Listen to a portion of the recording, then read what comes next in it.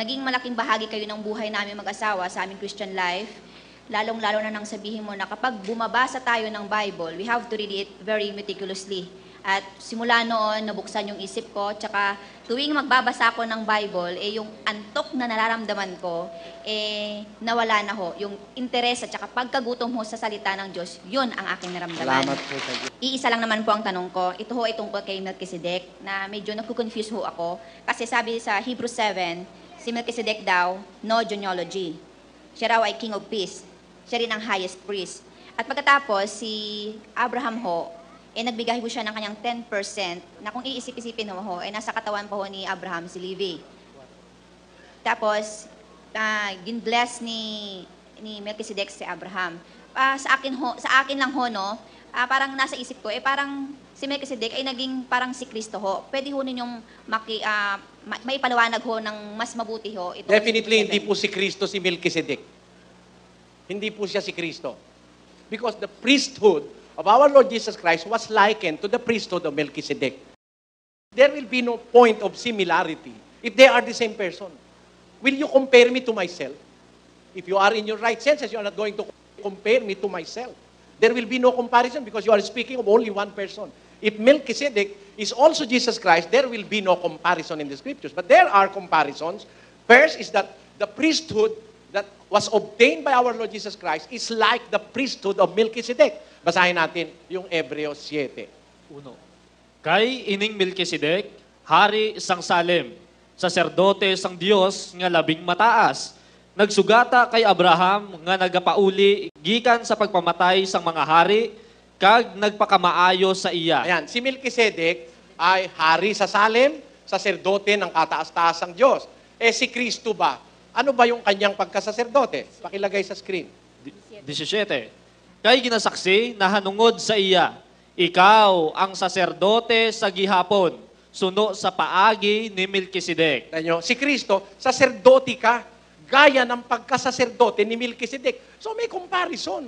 Hindi siya si Melchizedek, di ba? Ang katunayan hindi siya si Melchizedek, basahin natin uli yung 7, versikulo 1. Kay ining Melchizedek, hari sang Salem, saserdote sang Dios nga labing mataas, nagsugata kay Abraham nga nagapauli gikan sa pagpamatay sang mga hari, kag nagpakamaayo sa iya. Kag sa iya, si Abraham naghatag sing ikapulo nga bahin sang tanan nga butang. Siya, amo ang nahauna, kun sayuron ang iyang ngalan, hari sang pagkamatarong. Kag niyan, siya, hari man sang Salem, kun sayuron, hari sang paghidait. Yes. Siya walay amay, ukon iloy, ukon kaliwatan, kag walay pamuno sang mga adlaw, ukon katapusan sang kabuhi, kundi kaangay sa anak sang Dios. Kita nyo, kaangay, kapareho ng anak ng Diyos. Sino ba yung anak ng Diyos? Si Kristo. Si Melchizedek, kapareho ng anak ng Diyos. Hindi siya si Kristo. Hindi po siya si Kristo. Kaangay siya ni Kristo. Sa maraming bagay, pareho sila. Hari si Kristo, hari rin siya. Di ba? Ngayon, merong hindi sila pareho. Alam nyo kung saan sila hindi pareho? Si Kristo may ama, may iloy. Siya walang ama, walang iloy. Ngayon, ang sabi nung iba, yung hindi nakakaintindi ng Biblia, ito raw si Melchizedek, yun daw yung Diyos Ama. Yun daw, kasi walang ama. Ang ibig pong sabihin ni San Pablo niyan, balik mo nga sa English yun, 7:3. Without father, without mother, without descent, having neither beginning of days nor end of life, but made like unto the Son of God, abideth a priest continually. Isa-isahin po natin yon. Without father, walang ama, walang ina, walang tandaan ng lahi, walang genealogy. Bakit po? Kasi, ang saserdote po, nanggagaling yan sa lahi ni Levi. Strictly, nanggagaling yan sa lahi ni Levi, yung lahi ni Moises, lahi ni Aaron. Lagi pong meron silang descent o tandaan ng lahi. Hindi ka pwedeng maging saserdote na hindi ka dun sa lahi na yon. Kaya nga ang tawag doon, sacerdotes levitas eh. Ngayon si Pablo, naghanap siya. Naghanap siya ng record, wala siyang makitang record ni Melchizedek. Kaya nilagay niya, walang ama, walang ina, walang tandaan ng lahi. Pero meron yun, hindi lang nakita ni Pablo. Nang magsaliksik si Pablo, hindi niya lang nakita yung record ng mga lahi ni Melchizedek. Pero meron, tao si Melchizedek eh. Tao po yan, di naman Diyos yan eh. Basahin natin yung katunayang tao si Melchizedek. Nilay-nilayin nga ninyo kung gaano ang kadakilaan ng taong ito na binigyan ni Abraham na patriarka ng ikasampung bahagi ng mga pinakamagagaling na samsam. He's a man. Tao siya, si Melchizedek. Hindi ho siya Diyos, di siya anghel. Tao siya. Kaya lang nawala yung record. Naintindihan niyo po ibig sabihin? Kaya sinabi ni Pablo, sa record, wala siyang makitang ama, ina, o descent ni Melchizedek.